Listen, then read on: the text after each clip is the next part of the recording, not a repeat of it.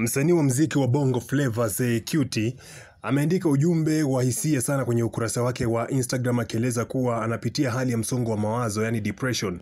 Sasa kupitia post hiyo Zee aliomba msaada kwa kusema, nahitaji msaada tafadhali, na kuweka emoji za kushukuru. Nimejitahidi kujiweka sawa lakini ndani yangu sipo sawa, msongo wa mawazo unaniua. Hii ni caption ambayo Zee alikuwa ameandika kwa mashabiki zake na kwa wadau, kwa kila mmoja ambaye amemfollow, kwa kila mmoja ambaye wanafuatilia kazi zake za sanaa.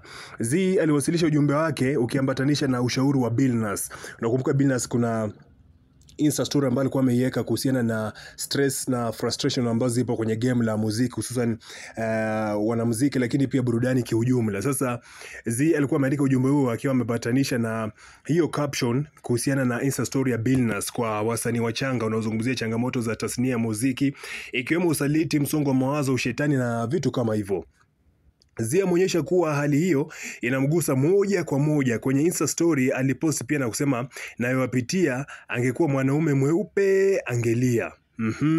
Anasema kwamba ujumbe huu unatuma ujumbe kuhusu afya ya akili kwa wasanii na vijana kiujumla, na unaibua wito wa kumsaidia na kumtia moyo kijana anayekiri kuwa katika hali mbaya ya afya kiakili.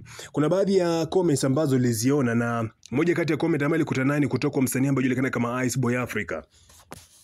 Iceboy bana alikuja akampa pole Zee Cutie na kumwandikia kwamba pole mwanangu, maisha sio muziki na umaarufu. Wewe bado binti mdogo mzuri na una nguvu. Furahia zawadi ya uhai na uzima kwa kila kiungo Mungu amekupa. Achana na vitu ulivyovikuta duniani, vyote hivyo unaweza vipata siku moja. Deal na afya yako na furaha yako. Pesa zipo tu.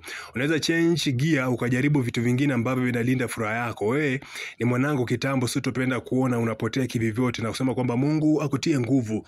Bana, ndio ilikuwa comment ya Iceboy.